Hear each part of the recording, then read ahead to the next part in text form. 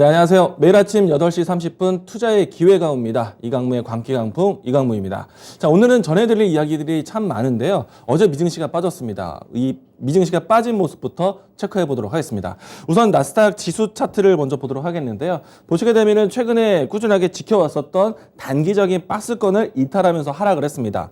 가장 중요한 거는 이 나스닥에 대한 장중 분위기인데요. 전일 출발할 때는 상당히 좀 테슬라 모터스 때문에 출발에 상당히 긍정적으로 출발을 했습니다. 자, 그런데 분봉상의 모습 보시게 되면은 전강 후약으로 내내 밀리면서 마감을 했죠. 자, 이 때문에 지수의 방향성이 코스피 지수 출발에 대한 영향까지 줄 것 같다라고 볼 수가 있겠고요. 자, 대신에 이제 어제 시장의 하락에 대해서 전체적으로 우리 시장에서 좀 위축감을 갖고 갈 것인지 아니면 오히려 이 빠짐에 대해서 조정의 기회를 포착할 것인지 이 포인트에 대한 좀 전략을 준비하시는 게 필요할 것 같은데, 자, 오늘 코스피 관련된 종목들이 좀 지지부진할 것은 어쩔 수 없을 것 같습니다. 우선은 어제 미증시 내에서 빠졌었던 대형 테크 종목들도 보도록 하겠는데, 자, 우선 애플 주가도 밀리는 모습이었고요. 반도체 관련해서 마이크론 주가도 밀리면서 마감을 했습니다. 여기에서 이 페이스북, 메타 플랫폼즈도 크게 밀리는 모습이었고요. 또 아마존이라든지 이와 같은 종목들도 크게 밀리는 모습이 연출됐습니다. 자, 그러면은 전반적인 테크 종목들, 최근에 코스피 지수의 출발에 상당히 긍정적이었던 시가총액 상위 종목들에 대한 움직임이 답답할 수도 있다라고 보시면 좋을 것 같고요. 자, 대신에 이와 같은 내용들을 뒤로 하고 어떤 포인트에서 시장을 좀 다시 한번 투자 아이디어를 준비해야 되는지 오늘 시장을 끌어내렸었던 파월 의장에 대한 이야기 좀 건네보도록 하겠습니다. 자, 저는 오늘 이 시장 하락이 조정의 기회다라고 보고 있습니다. 내용을 풀어드리도록 하죠. 자, 그래서 제가 오늘 준비한 키워드는요, 어제 파월 의장이 이야기했던 빅스텝에 대해서 이야기를 가지고 왔습니다. 자, 이 빅스텝은 금리 인상에 대한 보폭이 지난 이 금리 인상 때 0.25% 그러니까 25bp 인상에 대해서 진행되었었는데, 이제는 0.5 혹은 0.75 이와 같은 이 금리 인상에 대한 보폭이 더 넓어졌다. 빅스텝이다라고 이야기를 하는 것입니다. 자, 우선은 이제 어제 파월 의장이요, IMF 이 패널 토론에서 공식적인 석상에서의 마지막 발언이었는데요. 금리 인상에 대한 내용이 나왔습니다. 조금 전에 이야기 드린 것처럼 빅스텝 50bp에 대한, 그러니까 쉽게 말하면 0.5%에 대한 금리 상승에 대한 언급을 했습니다. 근데 저는 이렇게 생각합니다. 왜냐면은 우리가 이제 일각에서 단기적인 인플레이션에 대한을 잡기 위해서 공격적이고 단기적인 금리 인상에 대한 이 조치가 0.5%가 아니라 0.75%의 빅스텝이 아닌 자이언트 스텝에 대한 이야기로 언급도 나왔었기 때문에 자이언트 스텝에 대한 내용들이 조금은 완화될 수 있지 않을까, 0.5%로 합의가 되지 않을까라고 생각이 좀 되고요. 자, 우선은 이제 어제 시장에서 크게 받았던 내용들은 파월 의장이 5월 FOMC를 앞두고 마지막으로 발언할 수 있었던 공식적인 자리였다는 것이었습니다. 이 때문에 시장 전체적으로 금리 인상이 기정사실화되는 거구나, 빅스텝에 대해서 기정사실화에 대해서 위축하다 보니까 시장이 좀 크게 반응하지 않았나라고 생각을 합니다. 자, 다만 이제 좀 시장에서 이것을 왜 조정으로 보고 있냐면요, 우리가 이제 빅스텝에 대한 내용들이 진행되는 과정에 전반적으로 우리 시장 코스피에서 가장 큰 악재는 수급이 없는 것이 가장 큰 악재입니다. 그동안에 이 하방에 대해서는 2650포인트에 대해서는 꾸준히 지켜봤는데 시장에서 수급이 들어오지 못하다 보니까 반등에 대한 힘이 상당히 부족했다라고 할 수 있습니다. 그럼 외국인들이 들어오려면 어떤 포지션을 취해야 되느냐? 원화에 대한 환율에 대한 이 시장에 대한 완화가 좀 필요하겠죠. 원화 약세 현상이 너무나 강하게 진행되고 있습니다. 그러면 원화 약세에 대한 시장을 분위기를 바꾸려면 달러화에 대한 진정이 필요하겠죠. 지금 여전히 달러화는 백지수에서 머물고 있습니다. 달러화를 진정시키려면 어떻게 돼야 될까? 자, 전반적인 금리 인상에 대한 경계감을 좀 낮춰야 되겠죠. 그런데 그보다 달러화라는 지표에 대한 경계심을 둘 수 있는 유로화라든지 엔화라든지 이와 같은 통화들이 달러화에 대해서 견제를 해줘야 되는데, 지금 BOJ라든지 ECB에서 계속해서 지금 전 세계적으로 이 미국의 금리 통화 정책에 대한 보폭을 이들 국가들이 따라가지 못합니다. 그래서 5월 달에 금리 인상에 대한 스케줄까지는 계속 달러화 강세가 나타나지 않을까라고 생각이 되는데, 자, 어제 발표 새로운 게 나왔습니다. 자, ECB에서요, 7월 달에는 금리 인상 해보겠다라고 합니다. 그동안에 동결을 했었거든요. 그래서 이제 ECB에서의 금리 인상에 대한 보폭을 갖춰준다라면은 이제는 달러와 강세에 대한 분위기를 조금은 완화시킬 수도 있다.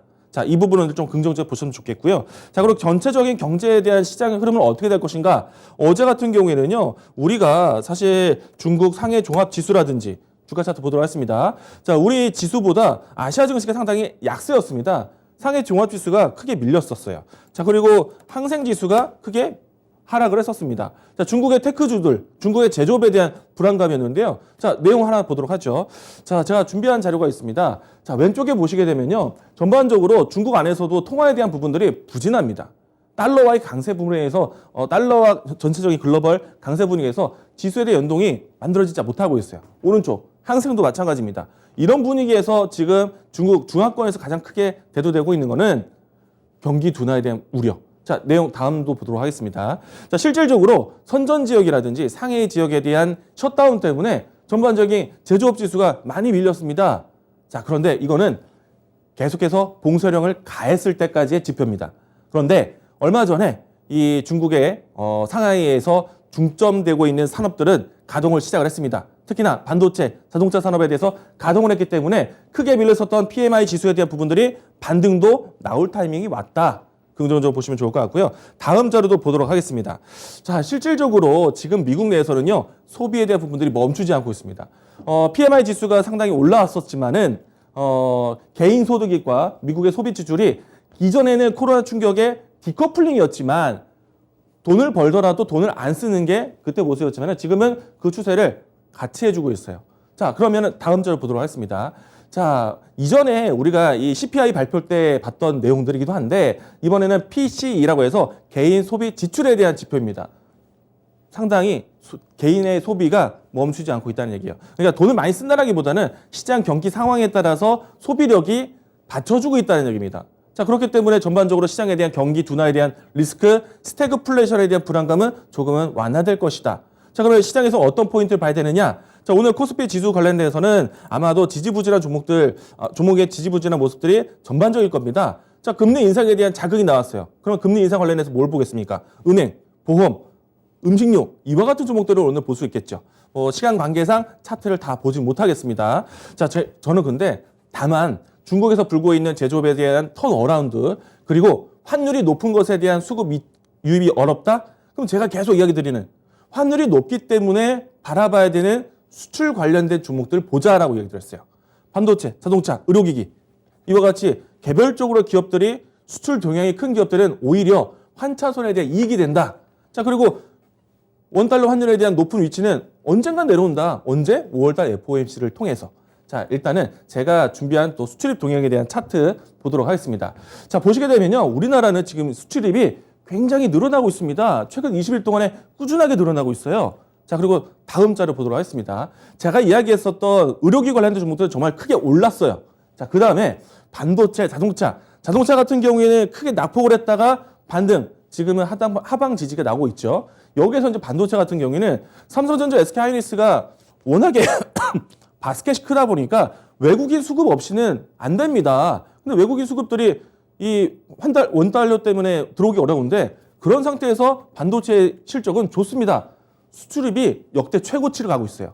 자, 1분기 실적 발표, 2분기 실적 발표 상당히 기대를 해볼 수가 있겠다는 얘기입니다. 자, 그러면 이번과 같이 반도체에 대해서 수출이 큰 장비, 소재 기업들을 볼 수가 있겠는데, 자, 저는 오늘 시장이 빠지는 것을 오히려 수출주로 해서 매집의 기회로 본다.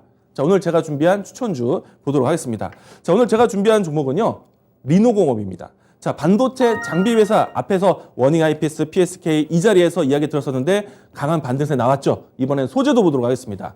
자, 실질적으로 소재 관련해서는 TSE, ISC, 하나 머트리얼즈 이와 같은 기업들이 이미 우상향 가고 있어요. 자, 그런데 그 중에서 가장 영업이익률이 좋은 리노공업은 아직 출발하지 않았습니다. 자, 지금 잠시 후에 차트도 보여드릴 텐데 일단 내용부터 보도록 하죠. 자, 이 기업은 대표적으로 소켓이라든지 핀, 반도체 테스트 장비하는 핀을 제조하는 회사인데요. 자, 연간 매출액 위로주로 보도록 하겠습니다. 시간이 없습니다. 자, 앞으로 실적 주의가 높아질 것이다. 자, 리노공업의 가장 큰 강점은요, 자체적인 제품으로 해서 영업이익률이 굉장히 높습니다. 여러분들 기업 분석표를 한번 보시죠. 일반적인 반도체 기업보다 영업이익률이 굉장히 높습니다. 그런데 매출액이 늘어간다? 당연히 실적 전환. 올해도 사상 최대 실적 기대를 해보고 있습니다. 자, 리노공업에 대한 관심 여기까지 이제 좀 들도록 하겠고요. 자, 그러면은 준비된 자료 화면 또 보도록 하겠습니다. 주가 차트 보도록 하죠. 자, 리노공업 보도록 하겠습니다. 우선은 이제 이 비교 차트를 좀 보여드리고 싶은데 소재 쪽, 그러니까 장비 쪽에서는 원익 머티리얼즈, PSK, 테스, 유니스탱크 이미 출발했습니다. 자, 장비 쪽, 이제 소재 쪽에서요. 하나 마이크론, 하나 머티리얼즈. 자, 이와 같은 종목들이 지금 강하게 올라가고 있는 추세예요. 자, 그런데 리노공업은 아직 출발 전인데 TCK라든지 이와 같은 종목들의 움직임들, TCA에 빨리 가도록 하겠습니다. 리노공업. 자, 리노공업 같은 경우에는 제가 강조드리고 싶은 부분은 안정적인 매출처와 안정적인 시장에 대한 매출액이 나오고 있는데 여기 매출액의 대부분이 국내보다는 수출에 있습니다. 국내 시장보다 수출에 있어요. 대략적으로 7대3, 6대4 정도의 비율로 해서 수출이 동향이 큰 기업이에요. 그러면 이번에 환율의 위치에 대한 환차손의 이익이 상당히 클 겁니다. 자, 주가를 보시게 되면은 지금은 다른 소재들보다는 출발 안 했습니다. 이 종목이 포인트가 될 것 같고요. 자, 매수는 시초가 이야기 드리겠고 1차적인 목표가는 신고가 위치 보도록 하겠습니다. 21만 5천 원이고요. 손절라인 때는 16만 5천 원 제시하도록 하겠습니다. 빠르게 이야기를 전달했습니다. 자, 오늘 제가 준비한 추천주는 리노공업입니다.